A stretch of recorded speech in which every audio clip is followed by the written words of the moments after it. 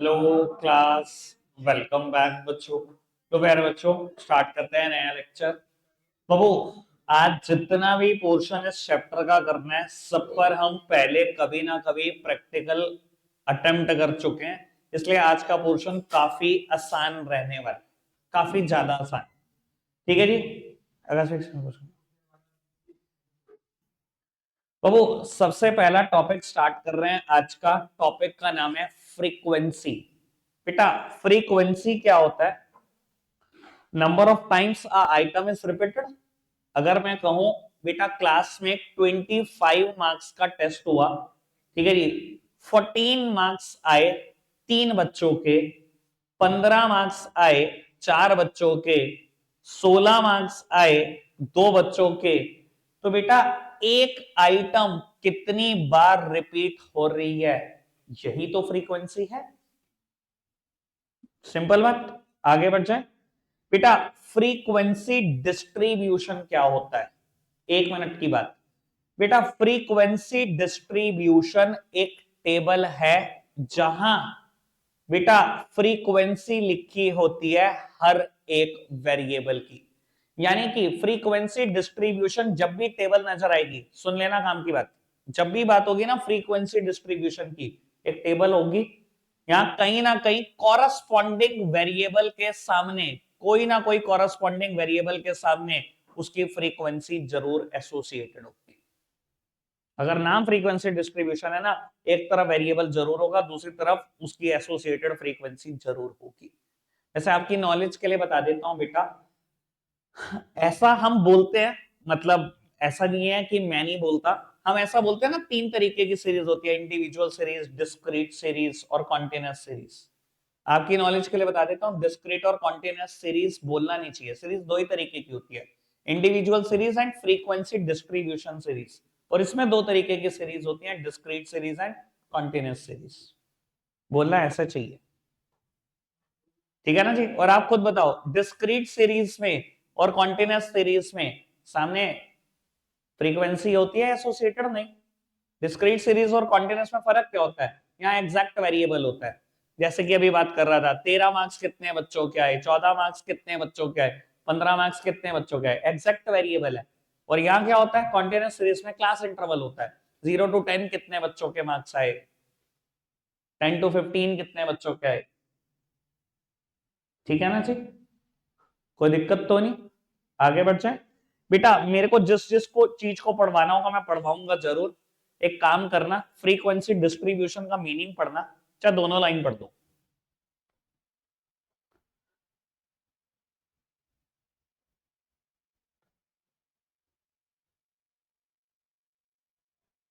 ठीक है जी, बिल्कुल ठीक है। बाबू, स्टैटिस्टिकल सीरीज 2 तरीके की है, इंडिविजुअल सीरीज और फ्रीक्वेंसी डिस्ट्रीब्यूशन सीरीज, जिसकी मैं अभी बात कर रहा था। पहले इंडिविजुअल सीरीज की बात करते हैं, ऑल्दो मैंने वैसे तो इसके बारे में बहुत कुछ बोला है, ठीक है जी। जब शुरू में मीन शुरू किया था तब बताया था क्या होती है individual series. where each and every item is to be shown separately, no grouping is to be formed, no class interval is to be formed। मैं हमेशा ऐसे ही बोलता था ना शुरू में। तो वो याद करो, 25 में से मार्क्स आए हैं बच्चे के, ठीक है जी, और मेरी क्लास में मान लो 30 बच्चे हैं, ठीक है जी, तो ऐसे ही लिखे होंगे सबके मार्क्स, चाहे रिपीट हो रखे हैं मार्क्स, हम कोई ग्रुप नहीं बनाते थे। 25 बच्चों 30 बच्चों के नंबर ऐसे ही लिख देते थे, यही तो होती थी इंडिविजुअल सीरीज। अब इंडिविजुअल सीरीज भी बेटा फर्दर 2 तरीके की होती है, सुन लेना आराम से बेटा। एक होती है अनऑर्गेनाइज्ड इंडिविजुअल सीरीज, दूसरी होती है ऑर्गेनाइज्ड इंडिविजुअल सीरीज। बेटा प्लेनली रॉ डेटा लिख देना, ठीक है जी। मैंने पहले एक बच्चे की कॉपी चेक करी, 10 नंबर आए, 10 लिख दिए भैया, ठीक है जी। दूसरे की चेक करी, उसके नंबर आए 15, 15 लिख दिए। तीसरे की चेक करी, 13 है। रॉ डेटा ही चिपका रखा है, इसे ही बोलेंगे unorganised individual series. Organised individual series 2 तरीके से ऑर्गेनाइज की जा सकती है, या तो सीरियल नंबर से या बेटा मैग्नीट्यूड से। सुन लो, सीरियल नंबर से मतलब मैंने लिख दिया रोल नंबर 1 के इतने नंबर आए हैं, 2 के इतने नंबर आए हैं, 3 के इतने आए हैं, 4 के इतने आए हैं। थोड़ा तो भैया सिस्टम बन गया ना। अनऑर्गेनाइज से तो अच्छी है, थोड़ी तो ऑर्गेनाइज हो गई। ठीक है जी, या तो सीरियल नंबर से ऑर्गेनाइज किया जा सकता है, दूसरा तरीका क्या बोला मैंने, मैग्नीट्यूड। मैग्नीट्यूड क्या होता है? या तो बेटा मार्क्स को असेंडिंग ऑर्डर में लिख दो या डिसेंडिंग ऑर्डर में लिख दो, उसे बोलते हैं मैग्नीट्यूड। ठीक है जी। दोनों से ही, चाहे तो सीरियल नंबर से ऑर्गेनाइज किया जा सकता है, चाहे तो असेंडिंग या डिसेंडिंग ऑर्डर से इसको ऑर्गेनाइज किया जा सकता है। रॉ डेटा चिपका दूंगा तो ये क्या है, अनऑर्गेनाइज्ड इंडिविजुअल सीरीज। बात समझ में आई? क्लियर है? और बेटा जब असेंडिंग और डिसेंडिंग ऑर्डर में बांटते हैं इसको, तो उसे बोलने लगते हैं हम एरे। ठीक है जी। पहले मैं इतनी बात पढ़वा देता हूं जितनी मैंने बोली। आओ जी। बेटा ये है अनऑर्गेनाइज्ड इंडिविजुअल सीरीज। बस भैया जिसकी कॉपी में जितने नंबर आए बस चिपका रखे हैं, रॉ डेटा चिपका रखा है।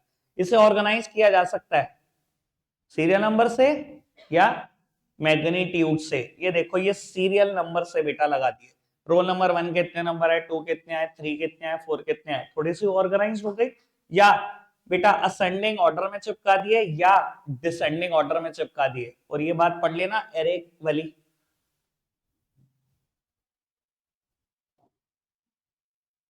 ठीक है पुत्र, कोई दिक्कत कोई परेशानी तो नहीं?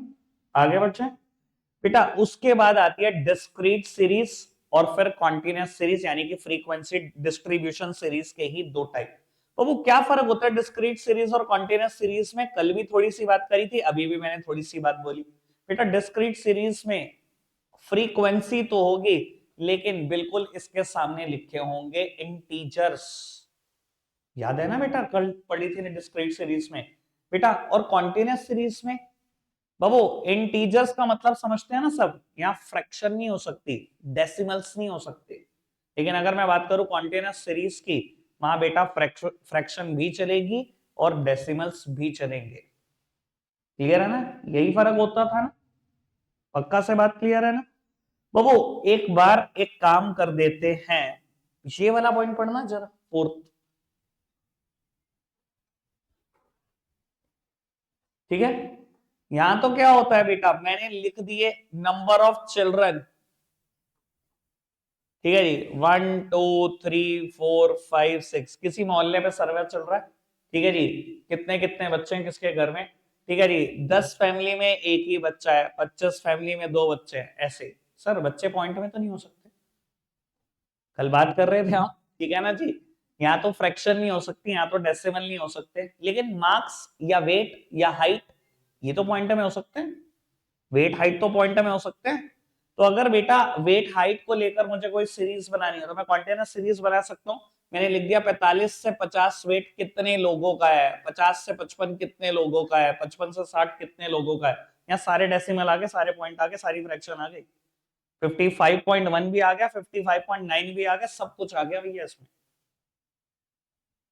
ठीक है ना जी, जैसा मर्जी डेसिमल है, जैसी मर्जी फ्रैक्शन है, कोई दिक्कत तो नहीं।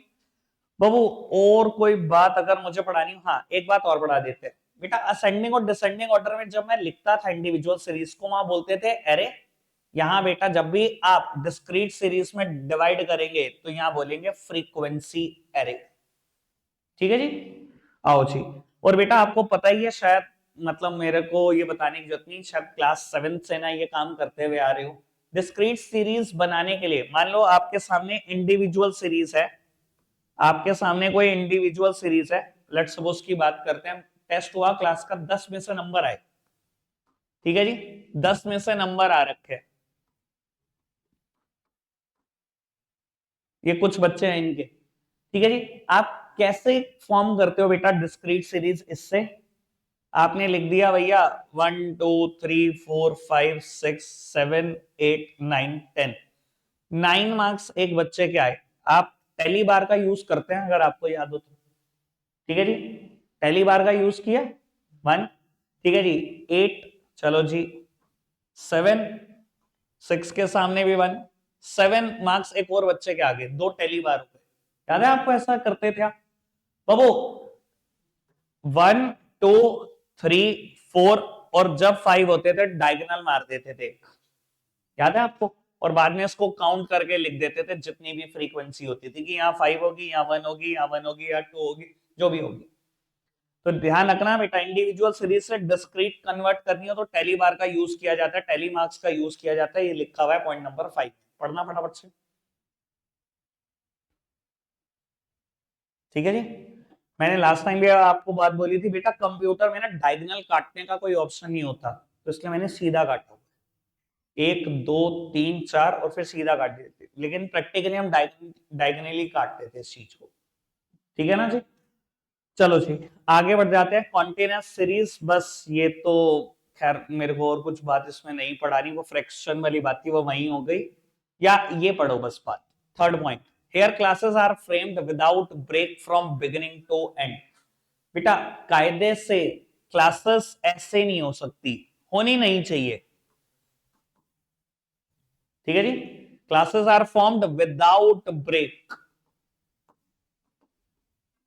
ठीक है जी, वैसे आज का ही चर्चा का विषय है ये, आ रहा हूं मैं इस पे ही धीरे धीरे। चलो जी बाबू, अब ना कुछ कॉन्टिन्यूअस सीरीज से रिलेटेड इंपॉर्टेंट टर्म है, फटाफट से पढ़कर खत्म करेंगे इसको भी, ऑल दो प्रैक्टिकल कर रखा है हमने। बाबू क्लास पढ़ना जी फटाफट से, क्लास के बारे में कुछ लिखा है। क्लास क्या है? Group of number in which item are placed. ठीक है जी, ग्रुप ऑफ नंबर है जिसमें आप आइटम को प्लेस करते हो, जैसे कि 0 to 5, 5 to 10, ये क्लास हुई, ये भी एक क्लास हुई, इसमें ग्रुप ऑफ नंबर आने वाले हैं। बाबू उससे उसके बाद पूछता है क्लास लिमिट क्या है। बेटा हर क्लास की लोअर वैल्यू को हम लोअर क्लास लिमिट बोलते हैं, हर क्लास की अपर वैल्यू को हम बोलते हैं अपर क्लास लिमिट। इसको हम L1 से रिप्रेजेंट करते हैं, इसको L2 से। कुछ बताने की जरूरत तो नहीं, बिल्कुल प्रैक्टिकल बातें हैं, ये तो पढ़ रखी है पहले भी। क्लास इंटरवल क्या होता है? L2 minus L1, upper limit और लोअर लेवल का, लोअर लिमिट का डिफरेंस ही बेटा क्लास इंटरवल होता है। आगे बढ़ जाए, रेंज क्या होती है सुन लेना बेटा। बाबू जो सबसे बड़ी क्लास है, मान लो मैं एक बार एग्जांपल को थोड़ा सा और बढ़ा देता हूं, बस इतना ही बड़ा कर लेते हैं। बेटा रेंज क्या होती है? जो बेटा सबसे बड़ी क्लास दिखाई दे रही है उसकी अपर लिमिट, और जो सबसे छोटी क्लास दिखाई दे रही है उसकी लोअर लिमिट, इन दोनों का जो डिफरेंस होता है इसको रेंज बोलते हैं। यानी कि यहाँ 25 माइनस 0 25, ये है रेंज। एक मिनट पढ़ना फटाफट से। Range of a frequency distribution can be defined as the difference between the lower limit of first class interval, मेरे एग्जांपल में 0, फर्स्ट क्लास इंटरवल 0 to 5 था, उसकी भी लोअर लिमिट मतलब 0, and upper limit of last class interval, last class interval बेटा 20 to 25 था, उसकी भी अपर लिमिट यानी कि 25, 25 माइनस 0 वो है रेंज। ठीक, आगे बढ़ जाए, सारी प्रैक्टिकल बात है। तो वो मिड वैल्यू क्या है मुझे बताने की जरूरत है। सेंट्रल वैल्यू को मिड वैल्यू बोलते हैं, L1 प्लस L2 अपॉन 2, यही होती है मिड वैल्यू। 0 प्लस 5 अपॉन 2, अगर मैं पहले क्लास इंटरवल की बात करूं तो यही है मिड वैल्यू 2.5।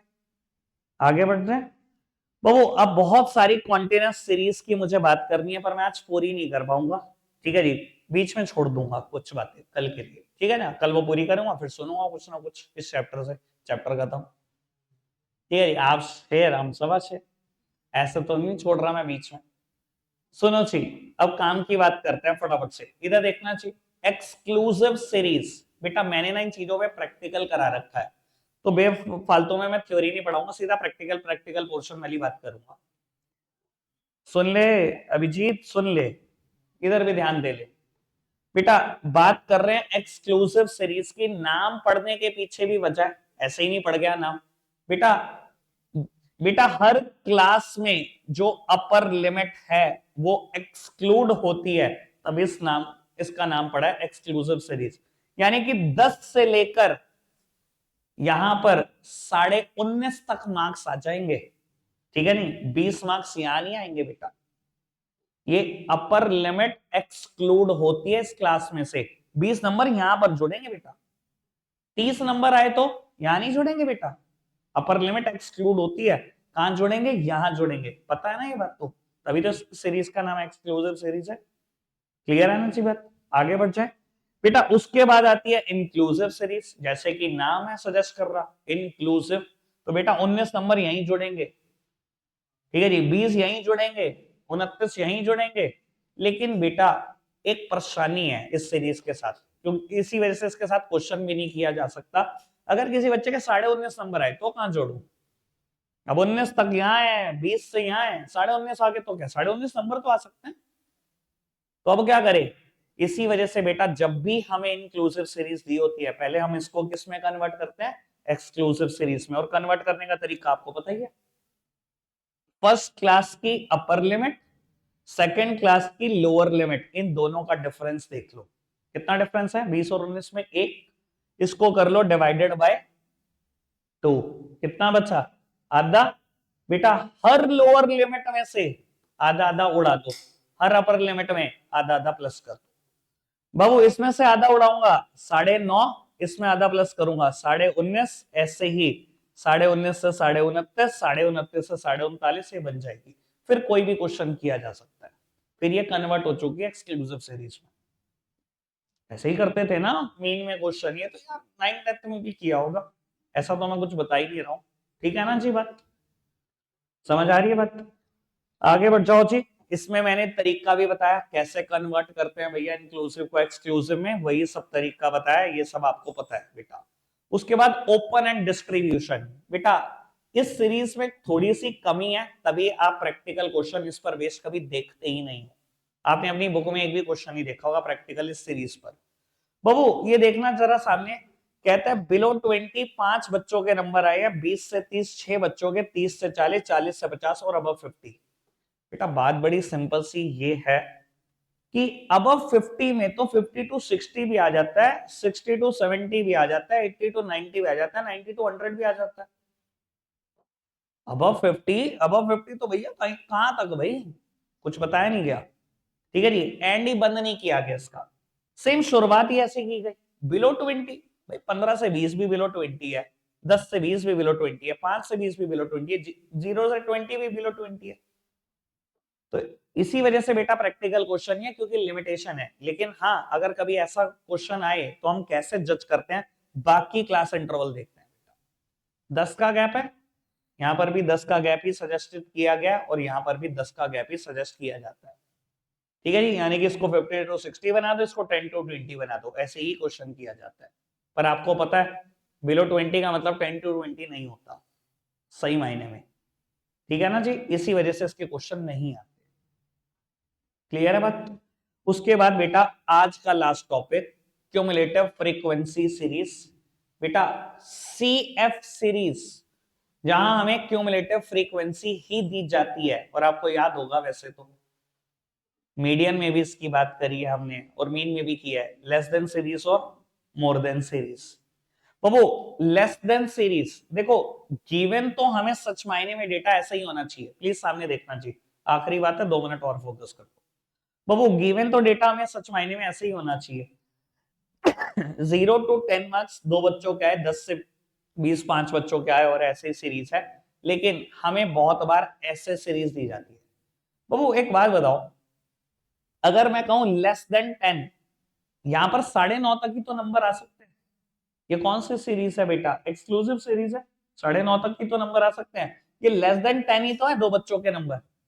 और अगर मैं कहूं लेस देन 20, सुनना काम की बात, 20 से कम, बेटा 20 से कम, इन दो बच्चों के भी 20 से कम ही है, और इन 5 के भी 20 से कम है, तो 7 बच्चों के है ना। और अगर मैं कहूं लेस देन 30, लेस देन 30 में तो ये तीनों आ गए ना, 2 भी 5 भी और 10 भी, 17 आ गए ना बच्चे। ठीक है ना जी। तो बेटा हमें जनरली ऐसी ही सीरीज दी जाती थी परेशान करने के लिए, और आपको भी पता होगा वहां में हम बोलता था बेटा ये सी एफ गिवन है, इसको एफ में कन्वर्ट कर लो, याद है ना। तो हम इसको एफ में कन्वर्ट कैसे करते थे, वैसे ही करते थे, 7 - 2 करते थे तो फ्रीक्वेंसी 5 निकल जाती थी। ठीक है जी, 17 - 7 करते थे तो फ्रीक्वेंसी 10 निकल जाती थी इस क्लास इंटरवल की। ऐसे ही कन्वर्जन किया जाता था। ठीक है जी। सेम वे बेटा मोर देन सीरीज, देखो अगेन डेटा ऐसे ही दिया जाना चाहिए, पर हमें गिवन कैसे होता है मोर देन सीरीज में। अब हमें क्या कह देंगे, सुनो, मोर देन 0 कितने बच्चों के नंबर है, सबका टोटल। भाई 0 टू 10 इतने बच्चों के, 10 टू 20 इतने के, 20 टू 30 सबके 0 से तो ज्यादा ही है। मोर देन 0 में क्या है, पूरा टोटल होगा। ठीक है ना जी। अब कहें मोर देन 10, मोर देन 10 में कितने बच्चे हैं, यहां से लेकर सारे जोड़ दो, बस 2 कम कर दो, अगर ये सारे 50 थे 2 कम कर दो, 48 होंगे। मोर देन 20, मोर देन 20, 20 से ज्यादा, ये सारे बच्चे हैं बेटा, 7 को छोड़ दो, 43 है। ऐसे दी होती थी ना सीरीज, अगेन ये भी सीएफ होती थी। ठीक है ना जी। हम इसको भी कन्वर्ट करते थे बेटा, कैसे? 50 माइनस 48 करते थे तो 2 फ्रीक्वेंसी आती थी, 48 माइनस 43 करते थे तो 5 फ्रीक्वेंसी आती थी, वही 2 वही 5, 43 माइनस 33 तो 10 फ्रीक्वेंसी आती थी। ऐसे ही कन्वर्जन करते थे हम इसका। ठीक है, लगता है आज के लिए इतना ही है प्यारे बच्चों, बाय बाय।